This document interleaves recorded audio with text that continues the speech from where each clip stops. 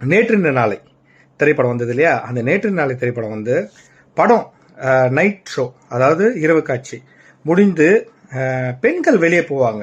அந்த பெண்களுக்கு பாதுகாப்பு இல்லை, அவங்க தனியாக தான் போகணும் இல்லையா. படம் பார்த்துட்டு நிறைய பேர் ஃபேமிலியாக வந்திருப்பாங்க, சில ஃபேமிலி இல்லாமல் வந்திருப்பாங்க, தனியாக வந்திருப்பாங்க. அந்த லேடிஸ்லாம் தனியாக போவாங்க, அவங்களுக்கு வந்து ஒரு பாதுகாப்பு இல்லையா. புரட்சித் தலைவர் அவர்கள் பாதுகாப்பு படையை வந்து ஏற்படுத்தினார். எப்படின்னா, அவங்கள இவர் RM வீரப்பன் இருக்கார் இல்லையா, அவர் மூலியமாக ஒரு குழு அமைச்சு லேடிஸ் படம் முடிச்சுட்டு போகிற லேடிஸ் பின்னாடி வந்து அந்த குழு போவாங்க. தொடர்ந்து அவங்க வீட்டுக்கு அந்த தெருவில் போய் வீட்டுக்குள்ளே நுழைஞ்சு போன பிறகு அந்த குழு திரும்பி வந்துடுவாங்க. இப்படி வந்து புரட்சித் தலைவர்கள் நேற்று நாளை திரைப்படத்திலிருந்து ஆரம்பித்து எல்லா திரைப்படத்தையும் கண்டினியூவாக பண்ணார். இது இல்லையா தலைவன். நிச்சயம் வருகிறேன். உண்மைதான். ஆனால் ஒரு நிபந்தனை. என்னது? என் உயிரோடும் உணர்வோடும் கலந்துவிட்ட என் நண்பர்கள் அனைவரும் சுதந்திரமாக உங்கள் அரண்மனைக்குள் நுழைய வேண்டும். கடைசியாளாக நானும் வருவேன். நான் தங்களை மட்டும்தான் அழைத்திருப்பீர்கள், தெரியும் எனக்கு. என் நண்பர்கள் எல்லாம் என்னை தலை போல் கருதுகிறார்கள்.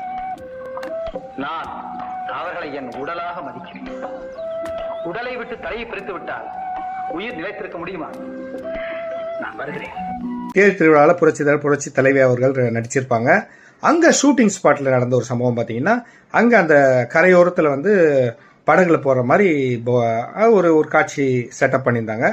அப்போ அங்கே இருந்த ஊர் மக்கள் எல்லாமே வந்து எக்கச்சக்கமான பேர் வந்து புரட்சி தலைவர் அவர்களை பார்க்கணும்னு சொல்லிட்டு நிறைய பேர் கூட்டிட்டாங்க.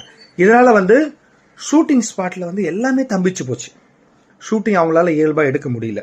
அப்புறம் வேற வழி இல்லாமல் புரட்சி தலைவர்கிட்ட விஷயத்த சொல்லி புரட்சி தலைவர்களை வர வச்சு அவங்கள கண்ட்ரோல் பண்ண சொன்னாங்க. அப்போ புரட்சி தலைவர் அவர்கள் நேரில் வந்து அந்த ஊர் மக்கள்கிட்ட பேசி, இந்த ஷூட்டிங் முடிஞ்சு இந்த காட்சிகள்லாம் எடுத்த பிறகு நானே உங்களை வந்து சந்திக்கிறேன் அப்படின்னு, அது வரைக்கும் அமைதியாக இருங்க, எந்த டிஸ்டர்பும் பண்ணக்கூடாது, ஒரு வேலை நடத்தும் போது அப்படின்னு சொல்லியிருக்கார் புரட்சி தலைவர்கள். அவர் சொன்ன அந்த ஒரு வார்த்தைக்காக ஷூட்டிங் ஸ்பாட்லேயே அந்த மக்கள் எல்லாம் அப்படியே ஓரமாக போயிட்டு சைலண்டாக எல்லாம் போய் அமர்ந்துட்டாங்க. பாத்தீங்களா, இது இல்லையா தலைவன். இப்ப அவரை விட போறீங்களா இல்லையா? விடவே மாட்டோம். வேங்க என்ன கூப்பிடுவேன். அவர்கிட்ட சொன்னா உங்க கதி என்ன ஆகும்? சரி, அப்ப இவரை உடனே அவர் ஊருக்கு அனுப்பி வைங்க.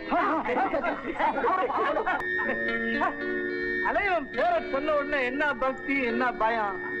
அவன் தலைவன். ஒரு தலைவன் எப்படி இருக்க வேண்டும் என்பதற்கு உதாரணம் இந்த வீடியோவில் உங்களுக்கு நான் சொல்லிட்டேன். ஒரு தலைவன் எப்படி இருக்கக்கூடாது அப்படின்றதுக்கு உதாரணம் நீங்களே தெரிஞ்சுப்பீங்க. அடுத்த வீடியோவில் சந்திக்கிறேன். நன்றி, வணக்கம்.